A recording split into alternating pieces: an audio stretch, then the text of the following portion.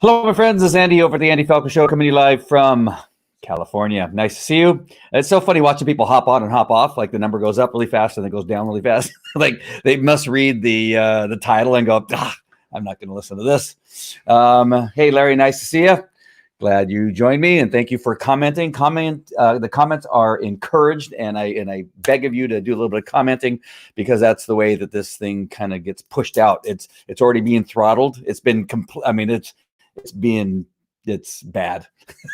It is bad. So I need you guys to subscribe. I need you to share. I need you to do all this stuff to help me out. That is again why I created the podcast. I've been meaning to do it for a very long time, but I wasn't sure that this was a show that was going to stick. But I get so many comments. I get lots of private comments. Not a lot of people comment on the screen. I'm encouraging you through my shows to begin to speak out and to begin to do stuff like that. But I know you're scared. I know you have other things you need to worry about. But I'm here to tell you right now that you actually don't. I know that you think you do, but you don't. Let's first get to the sponsors. And that is one of the greatest things that I've come across lately. And I have, I don't have a bottle of it here. I thought I had it, but I took it away. And that is this company. If you go to todayshappycoffee.com, you'll see the company name there. It's my branded name. If I say the name of the company, then it makes things confusing. All you need to go is todayshappycoffee.com. You'll see it there. They have coffee, peach tea, a lemonade. It's called Zest. They have chai tea, chocolate. I guess it's a chocolate drink. I guess it's hot chocolate, but you can drink it cold too. But it's fantastic. They all have nootropics in there. They got a bunch of ingredients that are really healthy. They got a little bit of caffeine that kind of kicks you into gear, but it really is the hormones that are put in there. The endorphins and other types that are in there. I don't have my list here. I gotta actually memorize that so I can give you guys a better commercial. But I'm telling you, it is fantastic. I cannot go without it. It's not like I'm addicted. I don't want you to get the wrong idea. But I love it so much because it just is a great drink. It tastes good. But today I realized it was 2:00 and I hadn't eaten yet. I woke up, had my coffee, which is it has a appetite suppressant. I then went for a bike ride up to the Redwoods, which is just up the street from my house here. And then I took the peach tea with me. And next thing you know, it's 2:00 in the afternoon. And I go, shoot, I haven't eaten yet. The clock reminded me, not my stomach. So the appetite suppressant for me is fantastic. And then I have the CBD oil that I, again, take every day. I have a cream that I put on my neck and my shoulder. I have lots of injuries. You've heard my story before, pole vaulting and hockey and police officer, a couple car crashes, pursuits, chasing bad guys and that kind of stuff. And some of the injuries I had, this took their toll on my body, but the CBD and the cream have changed my life. Today's CBDoil.com. Vasail is one of the top 50 healthcare companies in the world. And then you have Today's Vasail, which we just came out with a protein shake. If you've not seen my videos yet, I'm trying to get you to you got to get it. Right now they have a great deal. You buy you buy 3, get 1 free. Buy 3, get 1 free. That way you can have 2 vanilla, 2 chocolate. One is plant-based, and the other one is whey, if I'm correct, remembering this correctly. And they have amino acids, what they call it. I already forgot the name.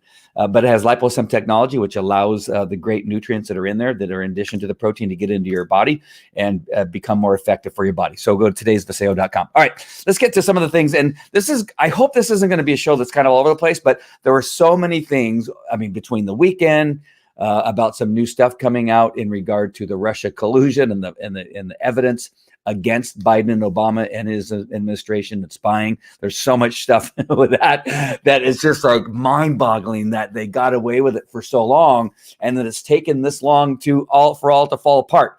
And to think and to see all the people that are involved is crazy. Go to Dan Bongino's podcast today. The story on the Russian spying on the Trump campaign and then his administration. It really is incredible. It is sad that the media is ignoring it. It is sad that nobody. If this happened to any other president, it would be bigger than Watergate. It's bigger than Watergate, and yet it's being ignored. You have to really listen to Dan's show today. He came out with some really interesting stuff today, and so. There you go. All right. I need to do this too.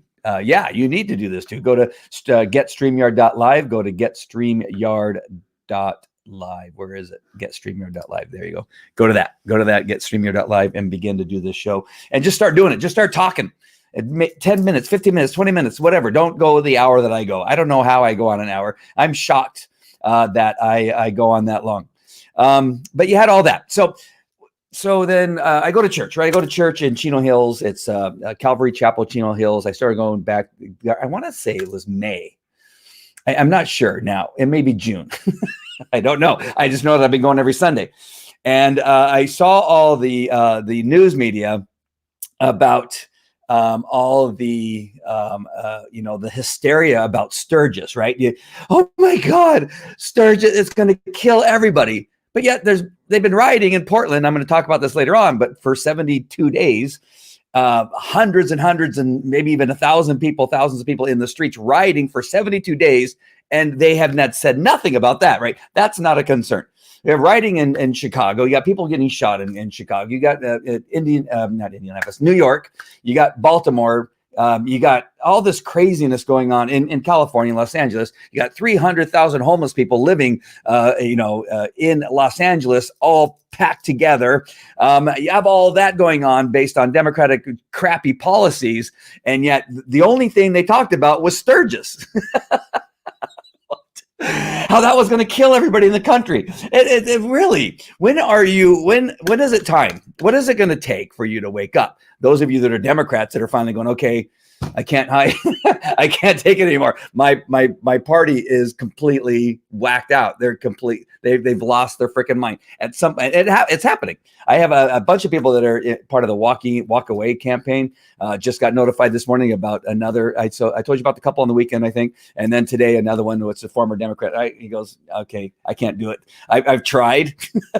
I tried to support Biden. I tried all this stuff, and then all the collusion stuff came out, and now I'm thinking I'm really in the wrong party, is what he told me. And he goes, I had to leave. And so it is really sad what is happening in each one of these states. And it is all these long-term, decades-long Democratic rule that is simply destroying the country. And it's just wackiness. And so I'm going to first come to this thing right here. Where is it? Oh man, I have it out of order. And so we have Gavin Newsom, right? He's in hiding because he wants our state locked down. He's been trying to keep trying to find every reason to make sure that our state has been locked down. And he's been using these stats of infections and how people are dying. Yet no child has died in California of COVID-19, and it actually has been flat and actually has been showing a lot of improvement. The thing is, he hates that it's been showing improvement. And there has to be something wrong. And so they found a glitch, right? There's this glitch that they found. And the director of the public health, it's funny because I used to work under the California State Director of Public Health years ago, not this one, a different one, but he left and went to the FDA in Washington, D.C. She abruptly resigned. Dr. Sonia Engel, I guess her name is, announced her departure late Sunday night. So last night she decided that she was going to resign, whether she was told to resign, whether she resigned out of embarrassment, whether she said maybe she doesn't want to be complicit in the lies that are being told by the governor, that things are really, really horribly bad and we can't open up schools, we can't open up businesses, you can't go to church, you can riot. It's okay to riot in our state, but you can't go to church. You can't do anything else. Don't worry about that. But she resigned. And now, because of this glitch, supposedly, now they're not opening up the state, even though it's showing improvement in our state. Well, there's got to be a glitch. This cannot be right. And so it is so crazy here in California, because he said, after 14 days, our state showed improvement. And if each county showed improvement, then the schools in those counties could open up. And if improvement and it flattened out and all that kind of stuff were to occur, then everything could open. Right. Well, it's been 14 days and things have been going really good. And he goes, no, there's a glitch. There has to be a glitch. And so now the director resigns under secrecy, I guess, last night. And now he's gone into hiding. Apparently he hasn't spoke. He was doing his, I'm pretty sure, I don't even watch him. I can't stand even looking at the idiot. But he has gone into hiding apparently and doesn't want to talk about it. And so that's it's kind of wacky. My chat is not visible. Your chat is visible. I can see it right there.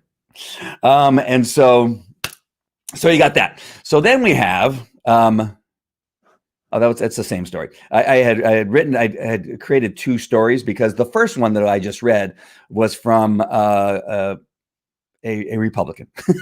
And when you read stuff from Republicans, people go, of course it's a bad story. So I had to find another one, and I found the very same story on NBC. So I was getting ready to bring up the very same story that is written by NBC and has the same information. So it's just not a Republican saying it's, again, I just wanted to make sure that I had well-rounded information. All right, so how about this? I'm going to actually put this up on the screen and show it here. But this is the other thing here in California, and I see somebody commented about, well, it's all President Trump's fault. That's what I just saw in one of the comments there. Okay, maybe you don't understand how our it's just so dumb to even respond to something like that, because apparently he doesn't know how our country actually runs. That we have individual state governments, and then we have city governments, we have county seats. Listen. I love that everybody who hates Trump blames everything on him. Like, this guy who's supposedly incompetent, this guy who supposedly, does nothing but golf all day. Everything is his fault. I'm not sure how he can have a hand in everything and yet do nothing at the same time. But law-abiding Californians still under lockdown restrictions while convicts released. This was from when? August 8th. So just the other day. And so 18,000 convicts will have been released. While California is still under Governor Gavin Newsom's statewide lockdown and restrictions of most businesses and wearing masks is mandatory, convicted criminals are being released from prisons. By the end of August, 18,000 convicts will be released. A total of approximately 16,622 inmates have been released from 19 states across the country, ostensibly due to COVID-19.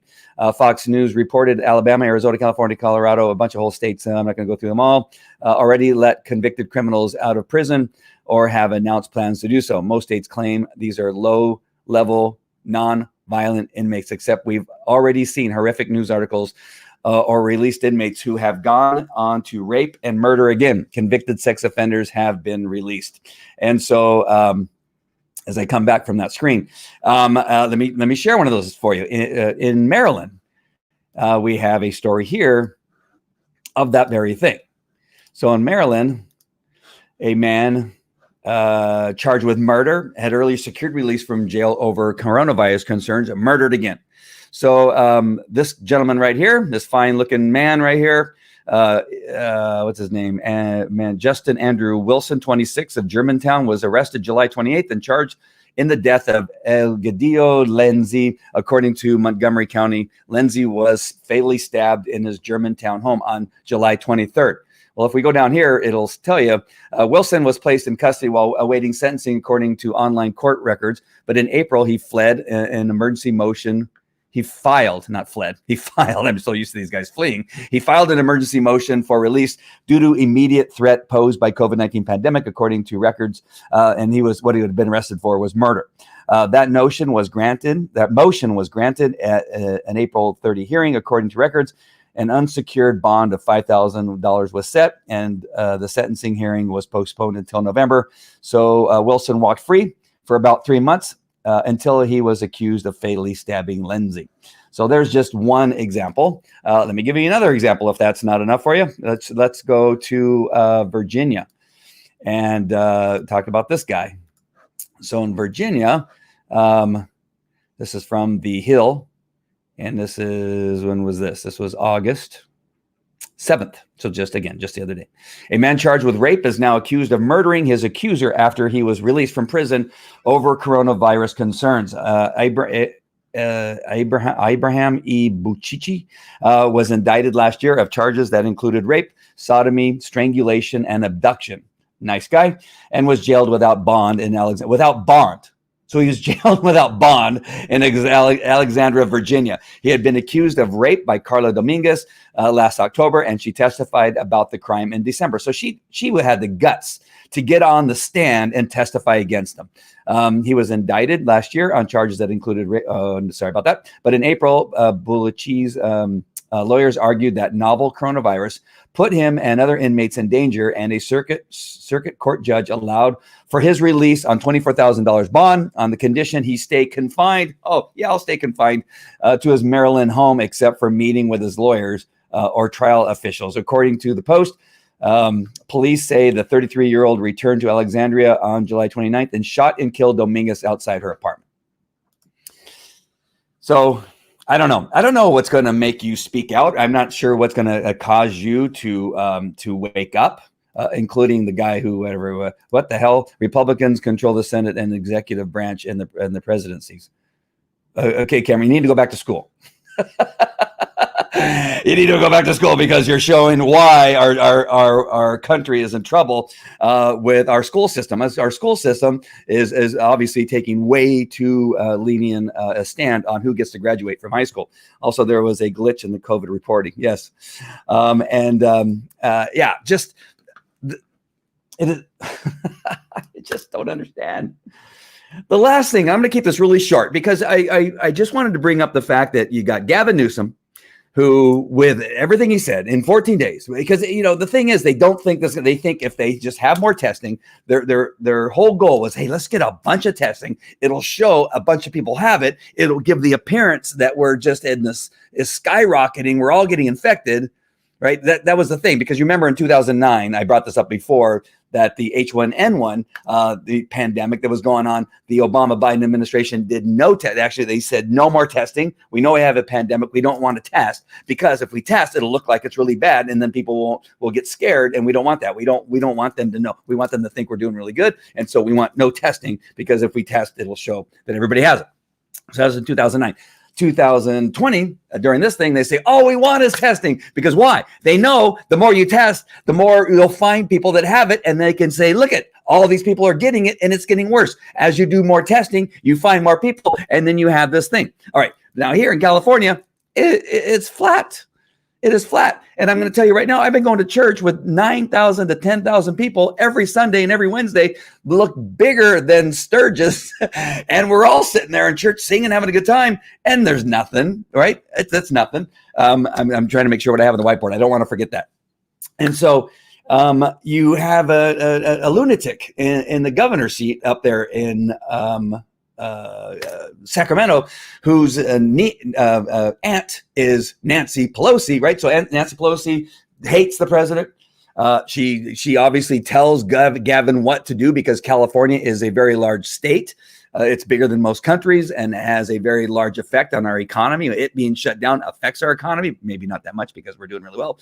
But she said, do whatever you do. You can't open schools. You can't open businesses. You need to keep it shut down until November. Find every reason to keep it shut down. And he's been trying, but now we've been flattening the curve because after a while, you start running out of people to test. Right. At some point, you're going to run out of people to test. You're going to start running into people that have it, and you're going to get this flattening, and it's going to drop off. That's what's going to happen. It's just common sense. Right. So that starts to happen. Oh, we have a glitch. Oh, I got to fire the lady who's in charge of this because we don't want her doing anything to fix it or to say that it's not really broken. And she resigns. Nobody's saying anything. You can't talk to Gavin. He doesn't want to talk about it. And so he goes, but because of the glitch, we're still not opening up, even though things are good in California, good in regard to what he said, right? He said in 14 days, if it shows a decline, we'll open up schools, open up businesses, and we'll get back to work. And then you have all the defund and dismantle stuff going on to the point where they haven't even, you really may not even have to vote on the Seattle, Portland, Minneapolis, Chicago, New York. You may not have to defund or dismantle because they're retiring. Most of the cops are retiring. Why don't you just let them retire? But no, you're still going to go through the process of saying, we're going to cut it, and we're cutting the pay for the chief of police. They're going to be doing all this stuff. You got it down to where you at Seattle currently going out on patrol for 725,000 people. You have 6 police officers for 725,000 people. Right. In Anaheim Police Department, where I was a police officer, we used Seattle quite often as a comparative, and they compared themselves to us because at the time our population was very similar. 850,000 now in Anaheim. and then 725 and so that it just kind of was depending. I think we were somewhere in that neighborhood before, but Anaheim is the east end of Anaheim has grown. A lot of building went on, and so we creeped up a little bit. But we used to be back in when I was a cop there, which was 2005 was when I retired. You didn't have that building had just started, so the populations were very similar, and so we exchanged information. And so in Seattle, when you only have 6 police officers for 725,000, that's 1 officer per 120,000 people. And this is only people that live there. How many people come into Seattle, even now during the shutdown, they come in there to work? That increases the number of people that are in that city. What about people that may still be going there on vacation? It'd be kind of stupid to go there on vacation, but you may be going there on vacation. But in the time when there was vacation, and now you're up to a million people, this number doesn't change, and this number increases.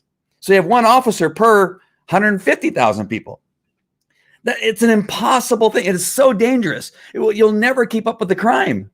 I mean, I'm going to tell you, as a police officer, even on a good day where we had full deployment on a weekend, Friday, Saturday night, there would be, I don't know, in Anaheim, 50 officers. You would also you have to understand, you have motor officers that are out there rolling around that sometimes could be a backup to a patrol officer. You have special units, right? You have some ATOM units that are out there that have special tasks that sometimes like gang units, that kind of stuff that would also be helping. So somewhere in the neighborhood, about 50 cops roaming around the city of Anaheim, not 6. Right? At the time that the populations were pretty similar. And on those nights, myself, we rode in 1-man cars, right? There were a few ATOM cars, what ATOM mean there were 2 people in the cars. You'd have 1 guy in a car, me, right? And I would be handling myself personally anywhere from about 40 calls a night to 50 calls a night. 40 to 50 calls a night. And there'd be calls waiting. And that was with 50 police officers out on the street. Can you imagine? There's no way that 6 officers, because in a shooting, in a stabbing, in a domestic violence, in anything active in progress, a fight, a disturbance of some kind, a fight, not a domestic violence, but it's any kind of disturbance, you're going to always send 2 police officers. So you have 2. I mean, you could have 3 of those going on in the city at a time, easily, in the size of 725,000 people. Those cars are now done, right? Because you got 2. I don't know if they're doing 6 2-man cars or single-man cars. I would say during this time, they're probably having 2-man cars. And so 1 car going, you got 3 calls and you're done. How many more calls are coming? Constant calls are coming in. I'm telling you, you got trespassing calls. You got burglary report calls. You got auto theft calls. You got, robbery calls.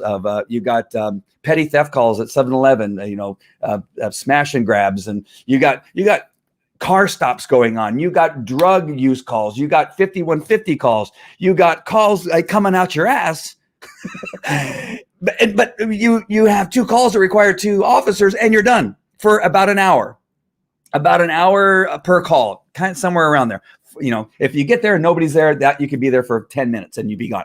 But most calls, if there's something there and you're taking statements and you're doing all your stuff, the cars are tied up. It is an impossible situation. And you got these city council members and mayors that are going to make it worse. The crime is not going to stop if you get rid of the cops. It's just not. It is not going to go away. You're still going to have domestic violence. You're still going to have rapes. You're still going to have robberies. You're still going to have burglaries. You're still going to have auto theft. You're still going to have disturbance calls. You're going to. I can go on all the list of calls that you could go on. Cat in a tree calls. Right? Raccoon. We call the fire department. What's really, you're going to type a fire. Call a city council. Call a city council member. Maybe they'll handle the call. What are you going to do? This is really crazy. And again, this is only in Democratic cities. It's not happening in Republican cities, Republican states. This is only, and again, back to the dimwit Cameron, right? Who doesn't know apparently how a country is run. Our country is run. Is that this has nothing to do with. He's saying you guys are crazy for defunding cops in this. You need more cops. You need more money for cops, right? This is a city thing, a state thing that are run by Democrats. This is madness. 6 officers. I just heard this weekend. So this is brand new information. 6 officers per 725,000 people that live there, not counting people who work there on a daily basis, not counting the people who visit there. And it is impossible. I'm going to get into one last thing. So you also have, you're affecting all the detective bureaus and investigative bureaus, right? You defund a police department, and how are you going to now fund the detectives that are investigating the crimes that the patrol officers are taking reports for? The rape report is taken by the patrolman. Sometimes they call a detective. He comes out and he contacts the victim. But you now have these detectives that are going to be affected. And I told you I was a sex crimes detective in Anaheim Police Department, and we had 4 police officers and 4 detectives in sex crimes. Each of us got 500 cases a year. 4 of us got 500 cases a year. That works out to 2,000 cases a year. 2,000 cases a year, and we could not get to all of them. It's impossible. It is literally impossible to go through the entire investigative process for one rape or one child molestation, do an entire month's job of investigation, contacting witnesses, processing evidence, retaining experts that look at bite marks, or if they use some type of tool to commit the rape or something, and getting impressions, and then you have all kinds of processes that have to go through with the ID tax and that kind of stuff, and outside organizations that you have to go to in order to thoroughly question a child. It would have to go to a special unit within the county of Orange, and they would actually question the child because they were trained to do that, and you didn't want necessarily a burly looking detective standing over a 3-year-old child asking them questions about sex. They have counselors do that. All these things take time. That's just in sex crimes. You have burglary, you have homicide, right? You have robbery detail, you have narcotics detail, you have traffic for all the traffic collisions and traffic violations that are going on, road closures that they have to be responsible for. You have the helicopter detail, you have the SWAT detail, you have the canine units, you have the equestrian unit, and can you see what's happening here? And so these are all, again, Democratic run cities and states. Cameron, this is for you, so you understand. I know that you may be a little light in the head, is that you have Democratic run cities, city council making decisions to do this to you. They're doing it to you. They're doing it here in California. They're doing it to you in Chicago. I know people live in Chicago. They're doing it to you in New York. They're doing it to you in Baltimore. There's a bunch of stuff happening in Baltimore too. In Washington, D.C., there was a shooting where 20 people were shot. How many people were shot? I wrote it down. Yeah, 20 people injured, 1 dead. Nobody reported on that in Washington, D.C. Why? Because they don't want you to know that there was a big shooting. 20 people were shot in one shooting, one incident. That would make most the news for the day of a shooting on a large scale. That would have made the news and would have been like the first thing you see, right? Huge incident in Washington, D.C. Somebody went on a shooting spree, shot 20 people, 1 dead. And nothing. The news doesn't want you to know that happened in Washington, D.C. because they don't want you to think Washington, D.C. has anything going on. There was another bunch of shootings in Baltimore. There was also an explosion of the gas thing that went up because apparently there's nobody taking care of the old dilapidated buildings out there because it's a shithole, right? Another Democratic-run city. Virginia, where they let out the prisoner that killed the rape victim. The suspect of who raped the victim went and shot the victim after he got released because of COVID-19. Democratic-run governor of that particular state. And again, same thing in Washington, D.C.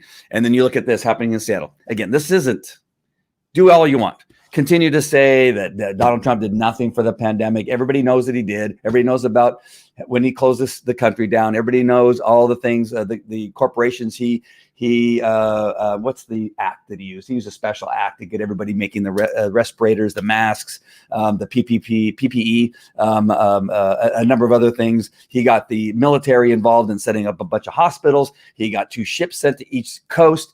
It did way more than anybody. No Democrat ever came up with a solution. The only thing, just a couple months ago, or maybe less than that, maybe a few weeks ago, Biden came up with a plan. It was Donald Trump's plan, the same one. Like he plagiarized. He's plagiarized enough. He just might as well plagiarize whatever the president done. And so you can go on that ridiculousness that Donald Trump did nothing for the pandemic. you are crazy. You are nuts. He's helping actually other countries with their pandemic. That's how good of a job he's done. He's not only helping us with ours, and the government had just put in just a whole bunch of, they reduced restrictions and regulations. And, I'm not into the virus or the vaccine thing. He can do all he wants with that, but has done a great job with the vaccine, even though a number of us aren't going to take it. He's doing a great job with that too. And I think he even knows. He goes, "Oh, they want the vaccine, so we're going to get a vaccine." But he's got, I know nobody's going to take it. He has done more for this country than any other president since Abraham Lincoln, and that is the truth. I know that drives people crazy. I know that I'll get a bunch of comments here that'll say you're an idiot, but that is true. So if you haven't had enough yet, it's time for you to have enough. Like I said on my video earlier today, is that it's just time to speak up. It's time to let people know, and share if you want, just share my thing and say, this guy's kind of wacky. You might want to listen to him, and maybe share it out, subscribe and share with your friends. But this has all got to stop and again, I just wanted to list a whole bunch of things that you have to realize that they have a serious problem. And I say this often, the great thing about our president is that he's exposed how stupid many people, including some Republicans, are dumb as Iraq. And however they got elected is beyond me. They were able to fool people long enough, but they can't fool us any longer. Nancy Pelosi, Chuck Schumer, Nadler, Adam Schiff, I can go on. There's a whole bunch of them. They have been exposed for dimwits, and they're just as dumb as rocks. And that's the best part of his presidency for me, is how he's just exposed all these people. And the reason it's good is because it's exposing the fact that they completely made up a false document to use as so-called evidence to begin spying on the Trump campaign. They allowed it to be paid for by the Democratic National Committee and Hillary Clinton. They know now that Biden and Obama were part of the process, because many of the meetings regarding this process and spying on Donald Trump and General Flynn all took place in the Oval Office. And they involved the FBI, the DOJ, the CIA, and it's all coming out. And again, if you want to learn more about some of the other stuff that just came and how it's all kind of really coming together, listen to Dan Bongino's podcast today. It is really worth watching and watch. I watch it on YouTube. You can listen to it on podcast if you want to, but the information is fantastic. And so there you go. I hope this has been helpful for some of you to kind of give you some talking points to talk to your friends who think you're crazy. But it's just pointing out the facts. All I want to do is just show you things that are really happening. All these things are happening. I didn't give you, I gave you a few stats, but this is real stuff, right? Gavin Newsom has really not spoken for a week. The public health director did resign late last night. They did say there's a glitch and now we can't trust it. And so we're still not going to open up the state, because it is showing improvement, but we're not going to, all that stuff is real. The victim of the rape being killed by the suspect who raped her, real. The man who got released for murder from prison because of COVID-19, murdered again. That is real. The shootings in Washington, D.C. that occurred yesterday, real. All these things are real. All these things are happening in Democrat-run cities with horrible policies, not just in the last 3 years. None of this stuff really just happened in the last 3 years. This has been going on for decades. This is what you need to know. All right, so I hope this has been helpful. Oh, how do you like my new sign? It says, Jesus is my savior and Trump is my president. I got that yesterday at the rally. Somebody handed it to me. And I thought, well, I'll put it right there. It'll be perfect on my show. All right, my friends, I hope you've enjoyed this particular show. I don't know. There's much to enjoy. There wasn't a lot right there, right? There's not a lot to say, well, that was really fun. No, I'm so sorry. Sometimes we have to talk about this stuff. And I have a beer right here waiting for me. It's nice and cold that I'm going to take a big swig after I get done, because sometimes we need that, right? You need to breathe and go, well, yeah, there's that. And so we need to speak up. And I'm hoping that's what you get out of it, that it's going to motivate you. It's going to move you. I know you're afraid of losing friends. I know you're afraid of losing family. I know you're afraid of losing your job. I know you're afraid of losing your position at some maybe thing that you do, but you got to do it. The doctor who spoke out, oh my gosh, I forgot her name. The doctor spoke out and then they pulled down. There was a bunch of doctors. She lost her job. right? She lost her job as an emergency room doctor in two hospitals. They fired her. And so she goes, I don't care. I needed to speak up. I don't care that I lost my job. This was more important than my job. You have my pastor, Jack Hibbs. He says, come take me to jail. I don't care, because this is more important that we show up every Sunday on 3 services and on Wednesday nights than worrying about that. Gavin Newsom, come and get me, is what he tells. I could go on. I don't know. I think I've lost a few friends, but were they really your friends? I don't know. I have friends that are Democrats that are still with me, and they listen, I think, from time to time. I kind of see them listening from time to time, and they're still around. Someday, maybe they'll be part of the walk away movement. Maybe. That would be awesome. I know that I have 3 that have walked away, and so that's been pretty cool. All right. My son's calling. I got to go. I'll talk to you guys later. Take care. Bye.